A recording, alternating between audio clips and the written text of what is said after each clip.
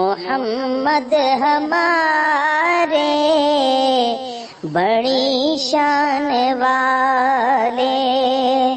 لگاتے ہیں نعرہ یہ ایمان والے محمد ہمارے بڑی شان والے۔ عید کا دن ہے، لوگ نماز عید کے بعد کاشانہ خلافت پہ حاضر ہوئے تاکہ امیر المومنین فاروق اعظم رضی اللہ تعالیٰ عنہ سے عید مل سکیں۔ لوگوں نے جب آپ کے در دولت پر حاضر ہو کر دروازے پہ دستک دی تو سیدنا فاروق اعظم رضی اللہ تعالیٰ عنہ اپنے کمرے کا گھر کا دروازہ بند کیے اندر بیٹھے زاروں قطار رو رہے ہیں۔ دستک دینے پر جب آپ نے دروازہ کھولا تو آنسوؤں کی جھڑیاں لگی ہوئی ہیں، ہچکیاں بندھی ہوئی ہیں، فاروق اعظم رضی اللہ تعالیٰ عنہ رو رہے ہیں۔ لوگوں نے استفسار کیا، پوچھا کہ یا امیر المومنین آج عید کا دن ہے، آج خوشی منانے کا دن ہے، آج کے دن رونا کیسا؟ تو سیدنا فاروق اعظم رضی اللہ تعالیٰ عنہ نے جواب دیتے ہیں کہ ھذا یوم العید وھذا یوم الوعید، آج عید کا دن بھی ہے اور آج وعید کا دن بھی ہے۔ آج جس کے نماز روزے عبادات اللہ کی بارگاہ میں مقبول ہو گئے اس کے لیے تو عید کا دن ہے، اور جس کے نماز روزے اور عبادات اس کے منہ پر دے ماری گئی اس کے لیے آج وعید کا دن ہے۔ انا لا ادری امن المقبولین امن المطرودین، اور میں نہیں جانتا کہ اب میرے پروردگار نے مجھے قبول کر لیا ہے یا رد کر دیا ہے۔ اب غور کیجئے، سیدنا فاروق اعظم رضی اللہ تعالیٰ عنہ کی نماز ہو، فاروق اعظم کا روزہ ہو، ان کی عبادات ہوں، ان کے ذکر و اذکار ہوں، اور اللہ کی بارگاہ میں شرف قبولیت کو نہ پہنچیں کہ اتنی بڑی ہستی جن کو رسول اللہ صلی اللہ تعالیٰ علیہ وسلم نے دعا کر کے اپنے پروردگار سے مانگا، اللہم اید الاسلام بالعمر، اے اللہ اسلام کی عمر کے ذریعے مدد فرما، جس کو رسول اللہ صلی اللہ تعالیٰ علیہ وسلم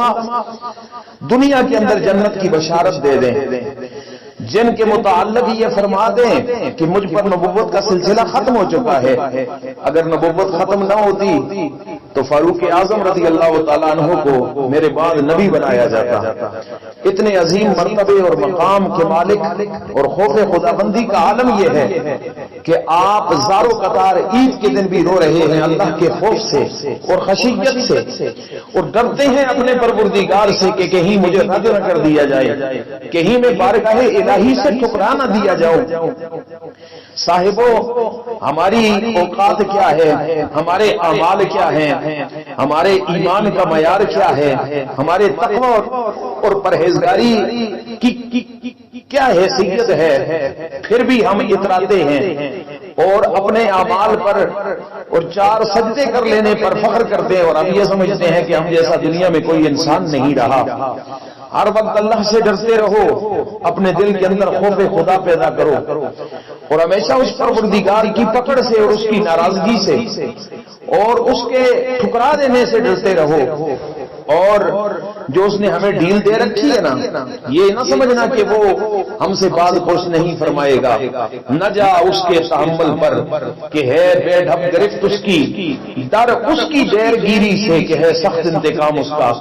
جب وہ بندے سے انتقام لینے پہ آتا ہے تو اس کو دنیا کے لیے نشان عبرت بنا دیتا ہے۔ اس لیے ہم وقت اپنے پروردگار کی بارگاہ میں عاجزی، انکساری اور ندامت کے ساتھ اور شرمندگی کے ساتھ توبہ و استغفار کرتے رہو، اپنا سر نیاز جھکائے رکھو اور اس سے معافی طلب کرتے رہو، اور اس کی رحمت کے طلبگار بن کر دامن طلب پھیلا کر اس سے سوال کرتے رہو، پروردگار تیری رحمت اور تیرے فضل سے ہی بات بنے گی، ورنہ ہمارے پلے کچھ بھی نہیں ہے۔ اللہ تعالیٰ ہمیں ان نفوس قدسیہ کی سیرتوں کو، ان کے کردار کو اپنانے کی اور ان کے نقش قدم پر، ان کی راہ پر چل کر